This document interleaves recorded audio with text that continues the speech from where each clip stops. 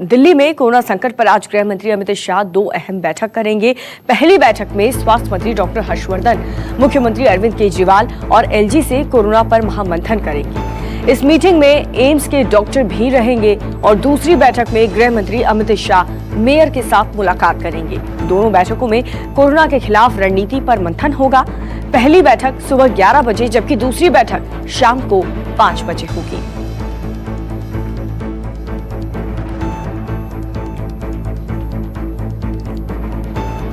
तो मंत्रियों के मंथन के बीच दिल्ली में कोरोना संक्रमितों की जो रफ्तार है वो कम नहीं हो रही। पिछले 24 घंटे में दिल्ली में 2134 नए केसेस भी सामने आ चुके हैं और इस दौरान 57 लोगों की मौत हुई, जिसके बाद अब दिल्ली में कोरोना मरीजों का आंकड़ा 38,958 तक पहुंच गया। दिल्ली में कोरोना से अब तक 1,217 लोगों की मौत हो चुकी है, लेकिन 12,731 लोग ऐसे हैं जिन्होंने कोरोना को मात दी है।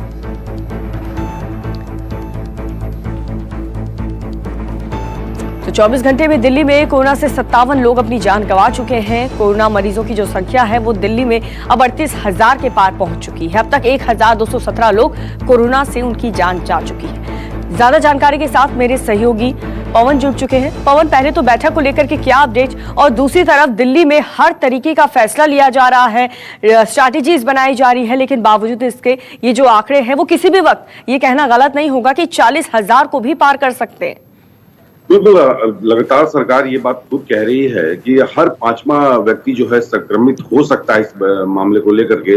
अब बैठक में ये बात फैसला को लेकर ये किया जा रहा है कि क्या आइसोलेशन जो हो रहा है, जो बेडों की जो कमी हो रही है, क्या स्टेडियम में जो ये कहा जा रहा था कि बेडों की व्यवस्था किया जाएगा, डॉक्टरों की व्यवस्था की जाएगी, क्या उसकी व्यवस्था की बात कही गई है। साथ ही साथ ये कहा गया है कि अब इस पर कड़ाई से पालन इसका करने की बात कही जा रही है। जैसे कि पहले जो चालान था वो जो 500 रुपए का जो चालान था, उस चालान का जो है और ज्यादा सख्ती की बात कही जा रही है कि इसमें गिरफ्तारियां भी आने वाले समय में हो सकती है।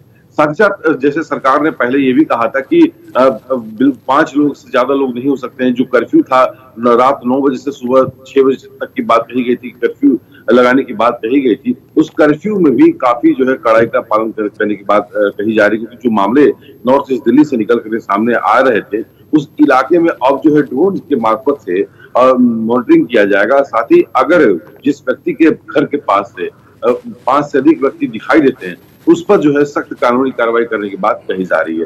साथ ही साथ जो थाना अध्यक्ष है, यानी जिस जिले की बात हो रही है, जिस एरिया की बात हो रही है, वहां के जो एसएचओ हैं, उन पर कड़ी कार्रवाई करने की बात खुद एलजी की तरफ से कही जा रही है कि आपके इलाके में इस तरह की वारदात, इस तरह की घटना क्यों हो रहा है। अब जुलाई का महीना आने वाला है, क्योंकि जून अब खत्म, आधा जून खत्म हो चुका है, जुलाई का महीना आने वाला है, शादी का सीजन भी अब शुरू होने वाला है। इसको देखते हुए सरकार कड़ाई से इसको पालन करने की बात कही जा रही है। लेकिन आपको हम बता दें कि भले ही सरकार सख्त एक्शन और सख्त प्लान इसमें ले ले, लेकिन क्या इस महामारी से कैसे बचा जाए, इसका अभी तक कोई उपाय नहीं हो चुका है। क्योंकि सदर बाजार इलाके में अगर देखें, दुकानें की बात करें, चांदी चौक की बात करें, तो खुद दुकानदारों का यही कहना है कि लोगों की भीड़ और ई रिक्शा की भीड़ लगातार यहाँ पर बढ़ती चली जा रही है। और कैसे इस बिल्कुल, अगर इन आंकड़ों को रोकना है तो और भी ज्यादा कड़े फैसले लेने की जरूरत है। आप बने रहिए पवन हमारे साथ। लेकिन कोरोना की बेलगाम रफ्तार के बीच स्वास्थ्य मंत्रालय ने कोरोना टेस्ट से जुड़ी गाइडलाइंस में अब बदलाव किया है। स्वास्थ्य मंत्रालय ने कहा कि अब स्वाद और गंध की पहचान न होने पर भी कोरोना का लक्षण माना जाएगा, जिसके बाद आईसीएमआर ने कहा है कि अगर स्वाद और सुगंध की पहचान नहीं हो रही तो भी कोरोना का टेस्ट संभव होगा। आपको बता दें कि इससे पहले अब तक बुखार, खांसी और जुकाम और सांस लेने में परेशानी को ही लक्षण माना जाता था, लेकिन अब सुगंध और स्वाद नहीं आने पर भी कोरोना के लक्षण हो सकते हैं।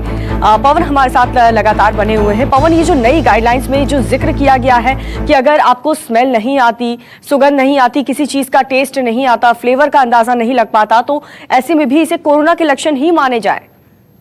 ये बिल्कुल, आमतौर पे जब पहले किसी को कोई बीमारी का शक होता था तो उससे पहले ये कहा जाता था कि आप कोविड-19 का टेस्ट करा करके आइए, उसके बाद ही आपका दूसरा इलाज हो पाएगा। इसके कारण मरीजों को, पेशेंटों को काफी परेशानियों का सामना करना पड़ता था और वो कोविड-19 का इलाज उनके पास नहीं हो पाता था। अब माननीय न्यायालय ने भी ये बात कहा कि आखिरकार जांच में कमी कहाँ से होगी, इतनी कमी क्यों हो रही है, ये जांच रिपोर्ट कम क्यों आ रही है। दिल्ली सरकार पर भी उन्होंने, माननीय न्यायालय ने खासा जो है सवाल खड़ा किया था। उसके बाद अब ये हुआ, कुछ लोगों का ये कहना था कि लक्षणों के बारे में कहा गया। डॉक्टरों का ये कहना था कि जैसे पहले ये कहा जाता है कि गले में खराश है या सांस लेने में दिक्कत है, कोविड-19 का ये बात हो सकता है, लेकिन अब एक नए तरह का मामला जिसमें सामने आया है।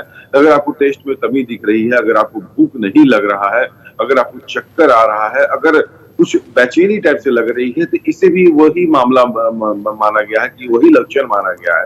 तो ये कहा जा रहा है कि सबसे पहले आपको टेस्ट करें, लेकिन अहम सवाल यही है कि एक आम व्यक्ति, एक गरीब व्यक्ति वो 4500 रुपया कहाँ से देगा अस्पतालों में इसकी इलाज कराने के लिए। और सरकारी अस्पतालों का खुद वहाँ जो वार्ड में भर्ती जो मरीज हैं, उन्होंने खुद एक अपना वीडियो वायरल करके कई मरीजों ने वायरल किया कि हाँ क्या कुव्यवस्था यहाँ पर है। तो आप सहज अंदाजा लगाइए, जैसे अगर कोई व्यक्ति आज अपनी जांच के लिए अपनी सैंपल देता है तो उसे 72 घंटों के बाद यानी 2 से 3 दिनों के बाद जो है उसे अपनी रिपोर्ट उसको मिलती है। और रिपोर्ट मिलने के बाद अगर उसे पता चलता है कि वो पॉजिटिव है, तो आप अंदाजा लगाइए कि 3 दिन उसे इंतजार करना पड़ता है। अगर वो 3 दिन वो किसी व्यक्ति से अगर मिला है, घर के परिवार के सदस्यों से, मोहल्लों में या फिर किसी दुकान में गया है, तो एक अहम बहुत बढ़िया जो है एक चैलेंजिंग रोल इसमें आ जाती है सरकार की, कैसे आइसोलेशन इसमें किया बिल्कुल जाए। पवन, तो हम लोगों से भी यही कहेंगे कि अगर स्वाद और सुगंध नहीं आ पा रही तो इसे भी आप हल्के में ना लें, नजरअंदाज बिल्कुल ना करें, आप टेस्ट के लिए फौरन जाएं।